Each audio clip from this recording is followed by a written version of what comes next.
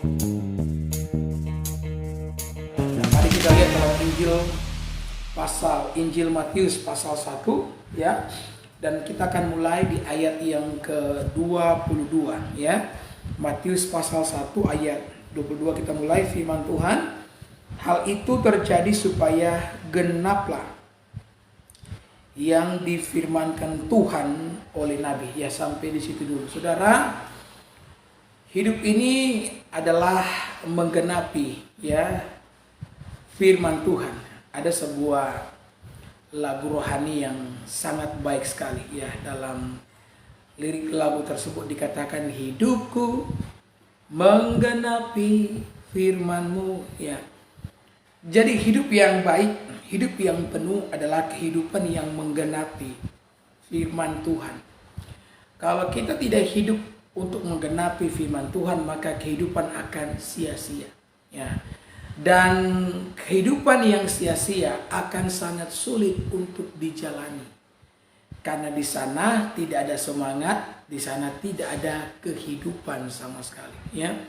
Ada begitu banyak orang yang hidup untuk menggenapkan keinginannya sendiri, karena dia berpikir dengan begitu dia akan benar-benar merasakan kehidupan ya. Dia akan benar-benar puas apabila dia mengikuti jalan dunia ya. Apabila dia mengikuti keinginannya sendiri, sampai kemudian dia menemukan bahwa di dalam memenuhi kehidupan yang berpusat pada diri sendiri, di sana tidak ada kekuatan, di sana tidak ada sukacita, di sana tidak ada damai sejahtera, di sana tidak ada yang namanya kehidupan. Kalau saudara ingin kehidupanmu dipenuhi dengan damai sejahtera, sukacita, ya, maka saudara harus mengikuti ya jalan firman Tuhan. Saudara harus menggenapkan firman Tuhan di dalam kehidupan saudara. Ayat yang kita baca ini merupakan ayat yang berbicara tentang kisah hidup daripada Yusuf dan Maria, orang tua daripada Yesus. Kita ingat bersama bahwa rahim Maria itu dipinjam ya oleh Allah. Walaupun ya saya menggunakan kata pinjam, walaupun kita sadar bahwa apapun yang kita miliki itu adalah milik Tuhan. Betul enggak ya? Segalanya yang kumiliki, apapun yang kita miliki itu adalah miliknya Tuhan. Tetapi yang luar biasa ketika Tuhan hendak memakai Maria, khususnya rahimnya, sebagai tempat di mana benih ilahi itu akan bersemayam. Allah tuh ngomong dengan cara yang baik. Karena memang demikian, Allah tidak pernah memaksa seseorang untuk menggenapkan rencananya ya. Semua itu pilihannya ada pada kita. Kita mau masuk dalam rencana Tuhan, menggenapkan rencana Tuhan atau tidak. Tapi puji Tuhan, Maria berkata kepada Tuhan bahwa aku ini hambamu, jadilah padaku menurut perkataanmu ya. Apa yang terjadi dengan Maria ketika Maria mulai mengandung? Maria tidak bisa memberitahukan hal itu kepada tunangannya. Jadi dia sudah bertunangan dengan seorang pria yang bernama Yusuf. Karena saya yakin Maria juga bingung nih, mau menjelaskan bagaimana kepada Yusuf bahwa dia sudah mengandung, ya kan? Tidak mungkin dia ngomong saya mengandung dari Roh Kudus. Ya pasti Yusuf mulai ngomong, kamu pembohong. Ya, pasti Yusuf mulai ngomong, kamu itu tidak benar. Mana mungkin kamu itu mengandung daripada Roh Kudus. Beritahu saya siapa pria yang melakukannya.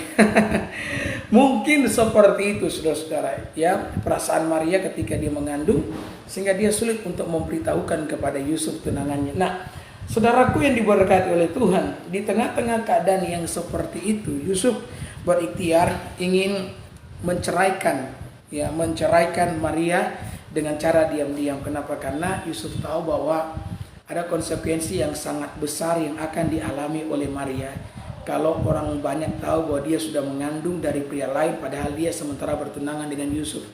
Maria itu bisa dirajam dengan batu sampai mati. Maka itulah sebabnya Yusuf, saudara-saudara ya, dia ingin menceraikan Maria secara diam-diam. Maka ketika dia mempertimbangkan maksudnya itu, maka Tuhan mulai berbicara kepada Yusuf melalui mimpi ya. Jadi orang yang tidak terburu-buru, orang yang tidak tergesa-gesa dalam mengambil keputusan, orang yang menyandarkan diri kepada Allah, yang bergantung kepada hikmat daripada Tuhan, akan mendapatkan intervensi daripada Allah ya. Banyak di antara kita yang rindu hidup kita ini ada campur tangan Tuhan. Tetapi saudara-saudara, kalau kita ingin kehidupan kita ada campur tangan daripada Tuhan, maka kita harus membuka atau memberikan kesempatan kepada Tuhan untuk campur tangan. Ya, kita tidak boleh terburu-buru dalam mengambil satu keputusan. Izinkan Tuhan bekerja di dalam kehidupan saudara. Maka Tuhan pun intervensi kepada Yusuf yang bimbang, yang ragu dengan keadaannya pada waktu itu. Allah menampakkan diri melalui mimpi kepada Yusuf. Ya, kemudian malaikat berkata bahwa demikianlah kita harus menggenapkan firman Tuhan. Jadi menggenapkan firman Tuhan adalah sesuatu yang benar-benar berat, sesuatu yang benar-benar sakit. Ya, tetapi pada saat kita hidup sesuai dengan itu, maka kita akan berbahagia.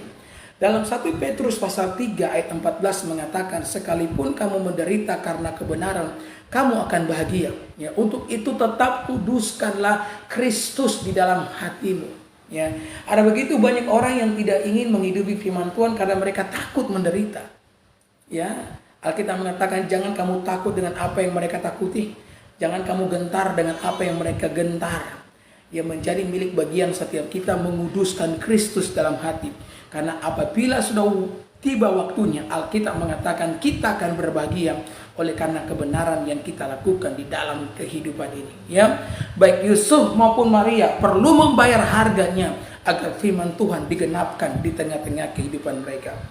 Maka apa yang dikatakan di ayat 23? Sesungguhnya anak darah itu akan mengandung dan melahirkan seorang anak laki-laki. Dan mereka akan menamakan dia Immanuel, yang berarti Allah menyertai kita. Ya, jadi saudara-saudara, Maria, ya, malaikat berkata kepada Yusuf bahwa Maria itu akan mengandung seorang anak laki-laki. Ya, dan dia akan melahirkan, dan hendaklah dia anak yang dilahirkan itu dikasih nama Immanuel, ya, yang berarti Allah beserta kita. Kata Immanuel itu sendiri berasal dari akar kata imanen. Imanen bukan cuma sekedar Allah berjalan di samping kita. Itu lebih kepada Allah yang tinggal di dalam diri setiap kita, ya. Jadi Allah mengambil bagian di tengah-tengah manusia. Ini merupakan sebuah pemikiran yang begitu luar biasa, mengingat dengan kejatuhan manusia ke dalam dosa, ya. Ketika manusia jatuh ke dalam dosa, maka manusia terpisah dengan Allah, bagaikan dua kutub pada satu magnet, kutub utara dan kutub selatan yang tidak akan pernah bisa bersama. Ya, makanya ada ayat dalam Perjanjian Lama mengatakan bukan karena telinga Tuhan yang kurang tajam untuk mendengar, bukan tangan Tuhan yang kurang panjang untuk menjangkau kita, kata Alkitab, melainkan karena dosamu lah yang memisahkan antara Tuhanmu dan engkau. Ya, ada keterpisahan yang sangat luar biasa terjadi ketika manusia jatuh ke dalam dosa. Ya, manusia tidak bisa lagi, saudara-saudara, memiliki persekutuan yang manis dengan Tuhan. Ketika Allah datang di Taman Eden, ya, sesudah manusia jatuh ke dalam dosa, Adam dan Hawa mulai mendengarkan langkah kaki Tuhan. Ya, dan apa yang Alkitab katakan? Mereka lari bersembunyi. Ya, mereka kehilangan persekutuan itu, ya, dengan Allah. Dan ini adalah kehilangan terbesar yang pernah dialami oleh manusia. Ya, saudara, kita bisa kehilangan apa saja, tapi kalau Yesus masih dengan kita, saudara tidak benar-benar kehilangan. Ya, saudara bisa menghadapi hari yang buruk sekalipun, tapi kalau Yesus masih bersama-sama dengan saudara, maka saudara masih jauh lebih baik. Ya, tetapi ketika Allah diambil daripada kita, maka kita benar-benar kehilangan sesuatu yang sangat dan yang paling berharga dalam kehidupan ini. Maka saya mengingatkan setiap Bapak Ibu yang mendengarkan saya menyampaikan begini, ya, jangan pernah, ya, menukar Yesus, menjual Yesus hanya demi kesenangan dunia.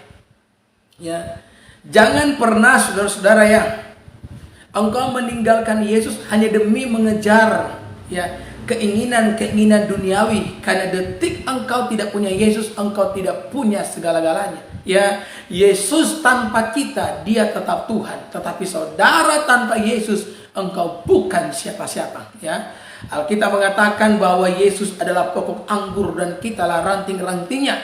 Kalau kita terpisah dari pokok anggur, maka kita akan menjadi kering, kemudian dikumpulkan orang dan dibuang ke dalam api. Tidak ada sesuatu yang baik yang akan terjadi kepada seseorang yang tidak memiliki Yesus di dalam kehidupan ini. Ya.